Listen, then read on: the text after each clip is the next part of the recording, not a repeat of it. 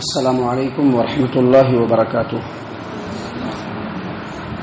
اعوذ باللہ من الشیطان الرجیم. بسم اللہ الرحمن الرحیم. یا ایہا الذین آمنوا لا تقربوا الصلاة وانتم سکارى حتى تعلموا ما تقولون ولا جنبا الا عابري سبيل حتى تغتسلوا وان كنتم مرضى او على سفر أو جاء أحد منكم من الغائط أو لامستم النساء فلم تجدوا ماء فتيمموا صعيدا طيبا فامسحوا بوجوهكم وأيديكم إن الله كان عفوا غفورا. محترم سامعین اکرام، سورۃ النساء سورہ نمبر 4 اور اسی سورت سے ابھی آپ کے سامنے آیت نمبر 43 تلاوت کی گئی. سامعین اکرام، آیت نمبر 43 کے بارے میں کل کچھ باتیں ہم نے آپ کے سامنے پیش کیا تھا. یہ بتلایا تھا کہ یہ جو آیت کریمہ ہے اور اس میں جو اللہ تبارک و تعالیٰ نے پہلے حصے میں جو کہا کہ اے ایمان والو نشے کی حالت میں نماز کے قریب نہ جاؤ اس وقت تک کہ جب تک کہ نشہ مکمل ختم نہ ہو جائے، اور جو تم کہہ رہے ہو اس کو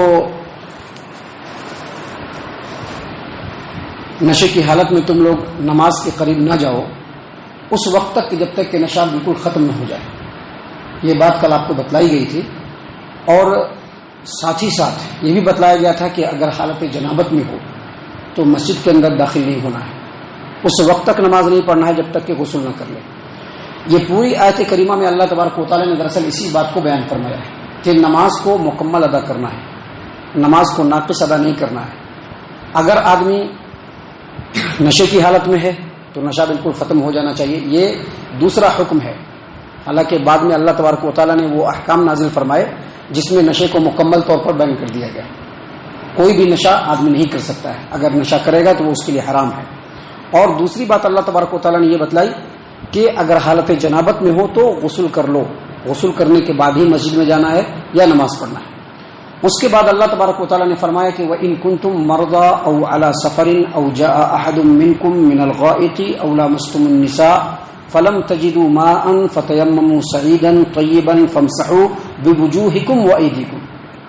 یعنی اللہ تبارک و تعالیٰ نے فرمایا کہ آدمی اگر بیمار ہو، یا پھر آدمی سفر میں ہو، یا پھر آدمی ٹوائلٹ گیا استنجا کرنے کے لیے، یا کوئی بھی جو ہے بڑا 1 نمبر 2 نمبر جو بھی ہو کرنے کے لیے گیا، اور آدمی واپس آیا تو اس کو پانی نہیں ملا، یا پھر ہم بستری کیا ہو آدمی اور اس کے بعد اگر آدمی کو پانی نہ ملے تو اللہ تبارک و تعالیٰ نے فرمایا ہے کہ پاک مٹی پہ تیمم کر لینا ہے. دیکھیے اللہ تبارک و تعالیٰ نے کیا فرمایا، وَإِن كُنتُم مَرْضَىٰ، اگر تم بیمار ہو.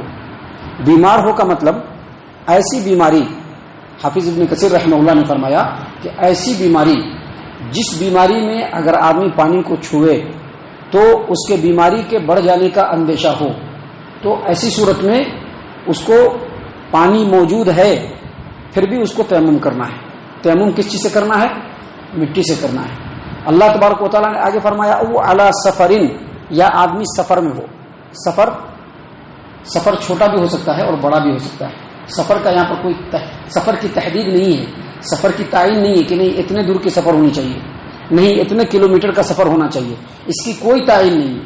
چھوٹا سفر ہو یا بڑا سفر ہو، جس کے اوپر سفر کہا جائے گا کہ ہم سفر میں ہیں، اور سفر کی صورت میں اگر پانی نہیں ملتا ہے تو اللہ تبارک و تعالیٰ نے یہاں پر حکم دیا ہے کہ آدمی سفر میں ہونے کے بعد بھی اگر اس کو پانی نہ ملے تو وہ تیمم کر سکتا ہے.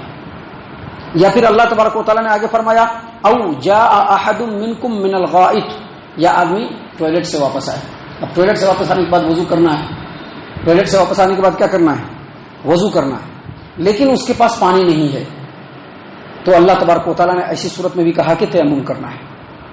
اور پھر آگے اللہ تبارک و تعالیٰ نے فرمایا اولا مستم النساء، یا عورت کو چھوئے. یہاں پر جو الفاظ ہیں قرآن کریم کے چھوئے، یہاں پر چھونے سے مراد عبداللہ ابن عباس رضی اللہ عنہما اور بہت سارے مفسرین کہتے ہیں کہ آدمی ہم بستری کرے. اب ہم بستری کرنے کے بعد کیا کرنا ہوتا ہے؟ غسل کرنا ہوتا ہے، وضو کرنا نہیں ہوتا ہے. ہم بستری کرنے کے بعد آدمی کو غسل کرنا ہے، وضو کرنا نہیں ہے. آیت کریمہ سے یہ بات بھی پتہ چلتی ہے کہ تیمم جو ہے وہ وضو کے بدلے میں بھی ہوگا اور غسل کے بدلے میں بھی ہوگا. کوئی یہ نہ سمجھے کہ صرف وضو کے بدلے میں ہی تیمم ہے، نہیں، غسل کے بدلے میں بھی تیمم ہے، وضو کے بدلے میں بھی تیمم ہے، غسل کے بدلے میں بھی تیمم ہے، لیکن کنڈیشن وہی ہے جو اللہ تبارک و تعالیٰ نے یہاں پر بیان فرمایا۔ اللہ تبارک و تعالیٰ نے فرمایا کہ اگر بیمار ہو اور ایسی بیماری کہ اگر اس بیماری میں پانی کو چھوئے، اس بیماری میں اگر پانی کو چھوئے تو اس کے بیماری کے بڑھ جانے کا اندیشہ ہو، یا پھر آدمی جو ہے سفر میں ہو اور سفر میں اس کے پاس پانی نہیں ہے اور پانی بھی نہیں مل رہا ہے، ایسی صورت میں بھی تیمم کرے، یا پھر ٹوائلٹ سے آدمی آوے اور آنے کے بعد اس کو پانی نہ ملے تو بھی اس کو تیمم کرنا ہے۔ لیکن آگے اللہ تبارک و تعالیٰ نے فرمایا اولا مستم النساء، یا ہم بستری کرے، تو ہم بستری کرنے کے بعد غسل کرنا ہوتا ہے۔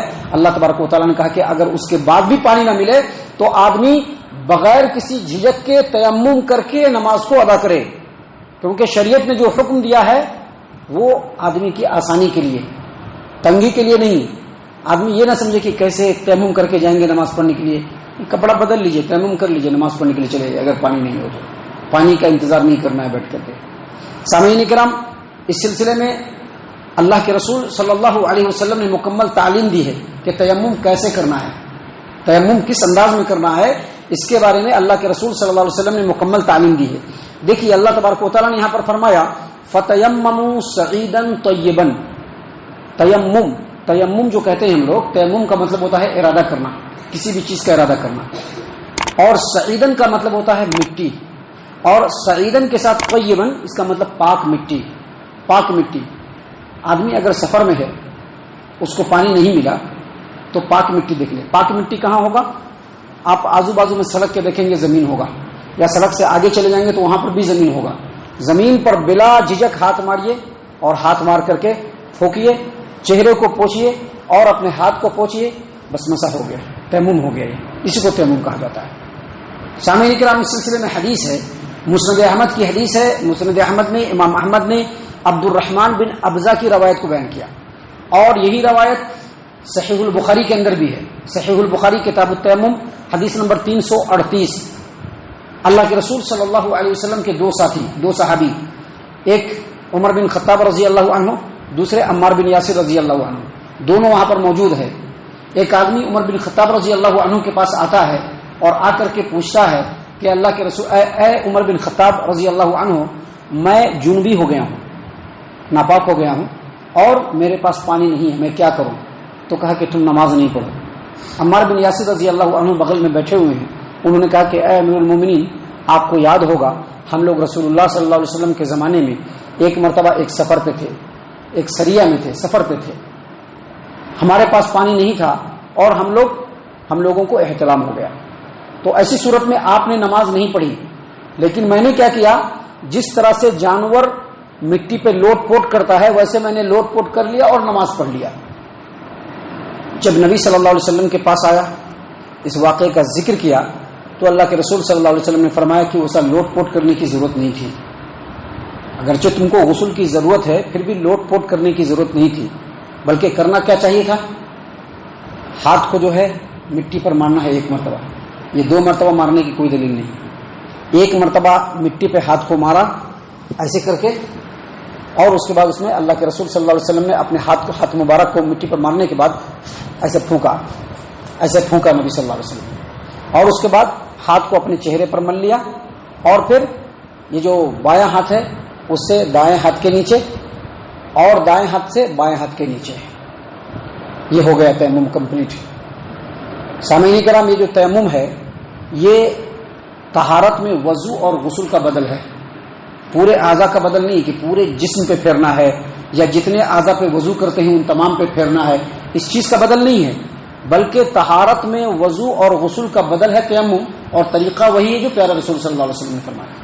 محترم سامعین کرام، ایک اور حدیث ہے جس کو امام بخاری رحمہ اللہ نے صحیح البخاری کتاب التیمم حدیث نمبر 348 پہ روایت کیا ہے، اور اسی روایت کو امام مسلم رحمہ اللہ نے صحیح مسلم کتاب المساجد و مواضع الصلاح پہ روایت کیا ہے کہ اللہ کے رسول صلی اللہ علیہ وسلم، عمران بن حسین رضی اللہ عنہ حدیث کے راوی ہیں، وہ کہتے ہیں کہ رسول اللہ صلی اللہ علیہ وسلم کے ساتھ ہم لوگ نماز پڑھ رہے تھے اور ایک آدمی الگ بازو میں بیٹھا ہوا تھا۔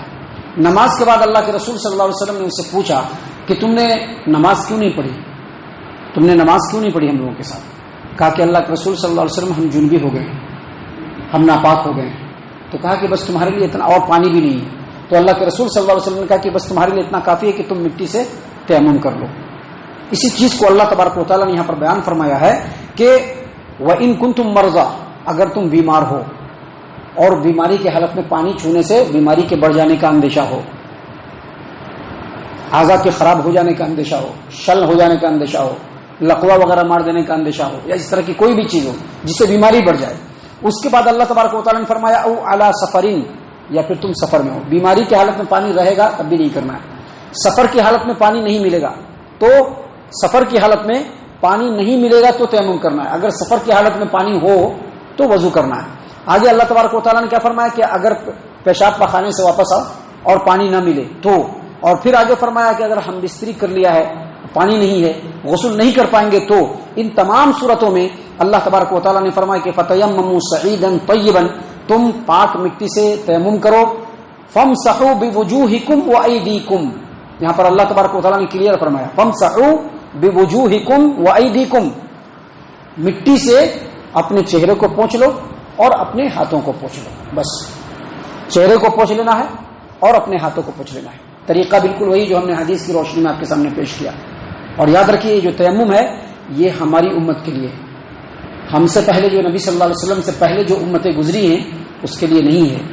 صحیح البخاری کتاب التیمم کی روایت ہے کہ اللہ کے رسول صلی اللہ علیہ وسلم نے فرمایا کہ مجھ کو 5 ایسی چیزیں دی گئی ہیں جو مجھ سے پہلے کسی امت کو نہیں دی گئی. ان 5 چیزوں میں کہا کہ جو علت لیل ارض مسجدا و طہورا، میرے لیے اور میری امت کے لیے پوری زمین کو مسجد بنا دیا گیا ہے. صرف یہی مسجد نہیں ہے، باہر بھی آپ نماز پڑھ سکتے ہیں اور وہ بھی پاک ہے.